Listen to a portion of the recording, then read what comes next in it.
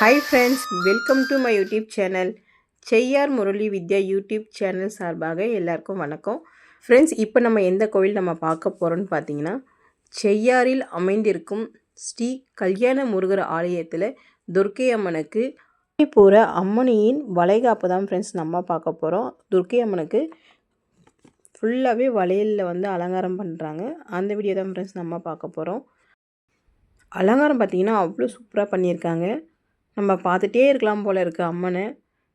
உங்கள் ஊரில் நீங்கள் எந்த கோயிலுக்கு போனீங்க ஆடி போகிறதுக்கு அப்படின்றது கமெண்ட் பண்ணுங்கள் ஃப்ரெண்ட்ஸ்.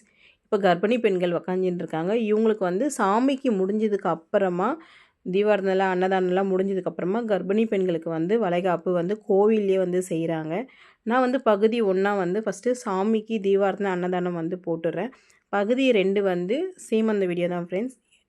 இப்போ வந்து பகுதி 1 தான் நம்ம பார்த்துட்ருக்கோம். பகுதி 2 வந்து நெக்ஸ்ட் வீடியோவாக நான் போடுவேன். பாருங்கள் எவ்வளோ பேர் வந்திருக்காங்க அப்படின்றது. நிறைய கர்ப்பிணி பெண்கள் வந்து இப்போ தான் வந்து உக்காந்துட்ருக்காங்க. சாமி அலங்காரம் பாருங்கள் ஃப்ரெண்ட்ஸ், எவ்வளோ சூப்பராக பண்ணியிருக்காங்க. அலங்காரம் அவ்வளோ அழகாக இருக்குது. வளையல் அலங்காரத்தில் அம்மனை பாருங்கள் ஃப்ரெண்ட்ஸ், ரொம்பவே சிறப்பாக வந்து காட்சியளிக்கிறாங்க. பார்க்கும்போதே நமக்கு அப்படியே மெய் சிலுக்க இருக்குது. அந்தளவுக்கு அம்மன் வந்து காட்சியளிக்கிறாங்க. எல்லா கோவில்லையுமே வந்து ஆடிப்புறத்துக்கு எல்லா அம்மனுமே வந்து ரொம்ப சிறப்பாக காட்சியளிக்கிறாங்க. ஓகே ஃப்ரெண்ட்ஸ், வீடியோ ஃபுல்லாக பாருங்கள்.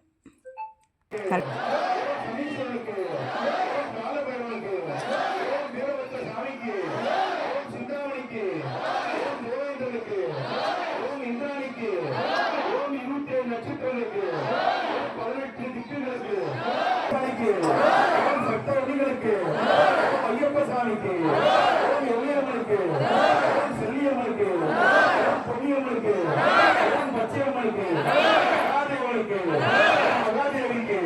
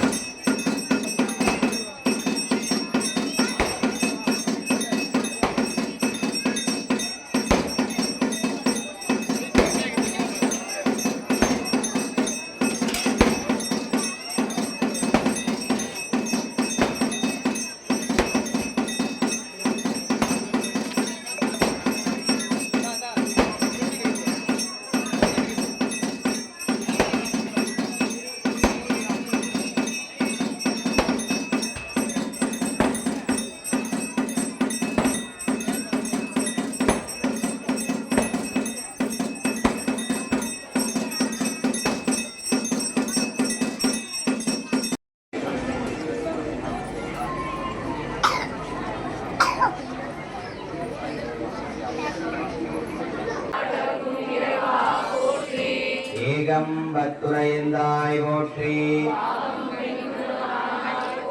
அண்ணாமலை வண்ணா போற்றி காவாய் கனக திரளே போற்றி ஸ்ரீ சித்தி விநாயகமூர்த்திக்கு ஜெய்.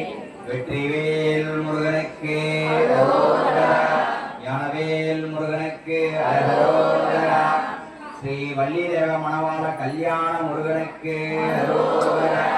ஸ்ரீ மகா துர்க்கையம்பிக மூர்த்திக்கு ஜெய். நமதே திருவண்ணாமலை மாவட்டம் செய்யாறு வட்டம் செய்யாறு அண்ணா நகரிலே இருந்து சேவை சாதிக்கக்கூடிய கருணாமூர்த்தியாக விளங்கக்கூடிய ஸ்ரீ வள்ளி தேவசேனா சமேத கல்யாண முருகர் ஆலயத்திலே பரிவார மூர்த்தியாக எழுந்து சேவை சாதிக்கக்கூடிய நமது அஷ்டபுஜ துர்க்கை அம்மனுக்கு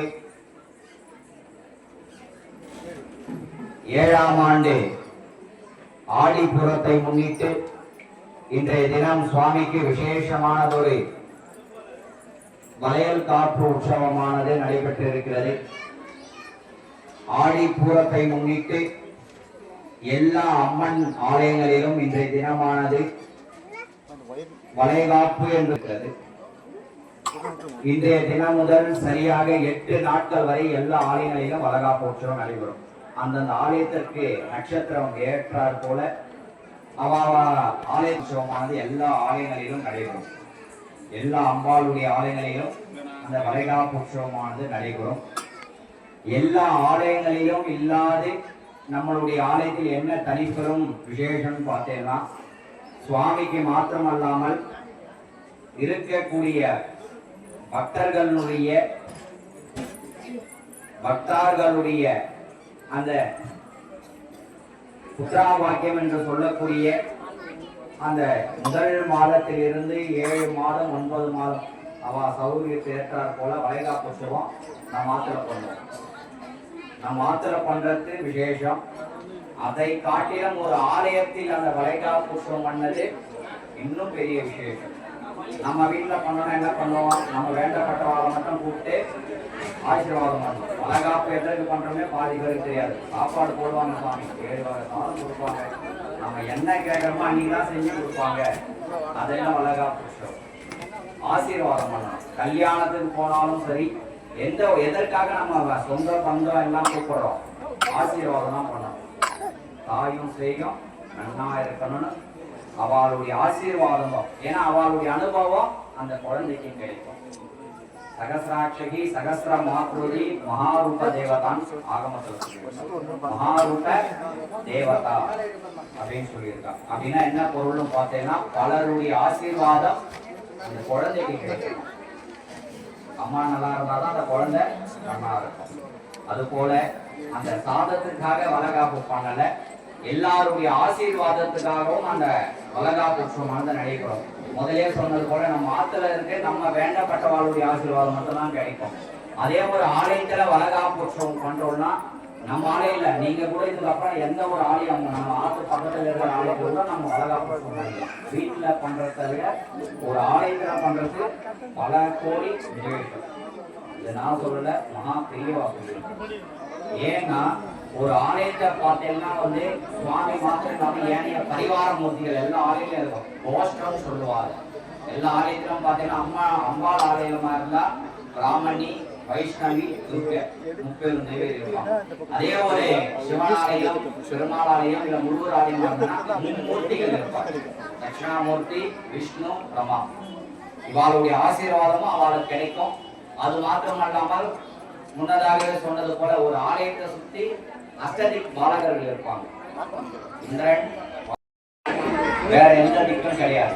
அது போல ஒரு மனுஷாளுடைய ஆட்சி வைக்கக்கூடியது 9 கிரகங்கள், வேற எந்த கிரகமும் கிடையாது. நாம நன்னா இருக்கிறோம், அவ நன்னா இல்ல, அதுக்கெல்லாம் பூர்வ ஜென்மம் புண்ணியம். நம்ம பூர்வ ஜென்மத்துல என்ன புண்ணியம் பாவம் பண்ணமோ அதனுடைய பலாபலம் தான் இப்ப நம்ம அனுபவிக்கிறோம்.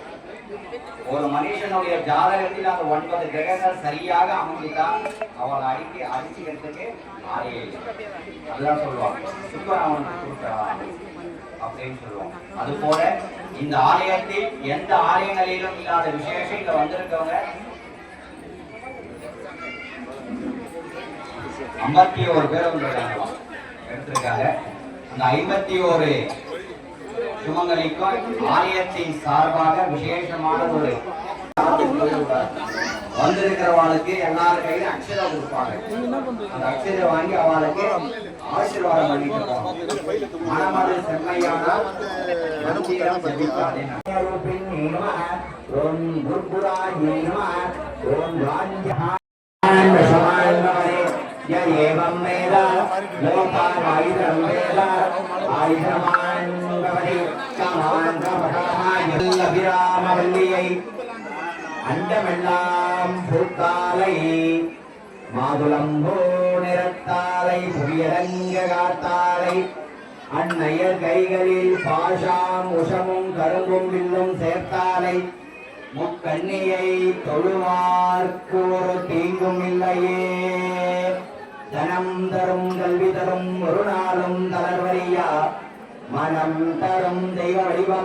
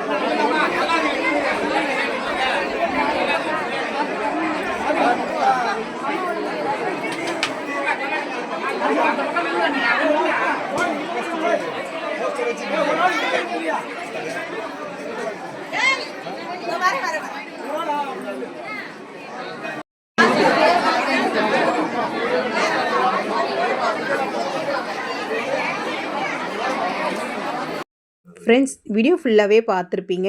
எல்லாருக்கும் இறைவன் அருள் கிடைக்கணும் நானும் வேண்டிக்கிறேன், நீங்களும் வேண்டிக்கோங்க ஃப்ரெண்ட்ஸ். உங்கள் ஊரில் ஆடிப்புறத்துக்கு நீங்கள் எந்த கோயிலுக்கு போனீங்க அப்படின்றது கமெண்ட் பண்ணுங்கள். அலங்காரம் நீங்களே பார்த்துருப்பீங்க ஃப்ரெண்ட்ஸ், எவ்வளோ சூப்பராக இருந்தது அப்படின்றது கமெண்ட் பண்ணுங்கள். தீபாரதனை எல்லாமே பார்த்துருப்பீங்க. அன்னதானம் ஃப்ரெண்ட்ஸ், அது முக்கியமாக சொல்லி ஆகணும். அன்னதானம் பார்த்திங்கன்னா 7 வகையான சாப்பாடு இருந்தது. சூப்பராக இருந்தது ஃப்ரெண்ட்ஸ் சாப்பாடு எல்லாமே. ஓகே, சப்போர்ட் பண்ணுங்கள். பகுதி 1 வீடியோ தான் ஃப்ரெண்ட்ஸ் பார்த்துட்ருக்கோம். பகுதி 2 வரும்.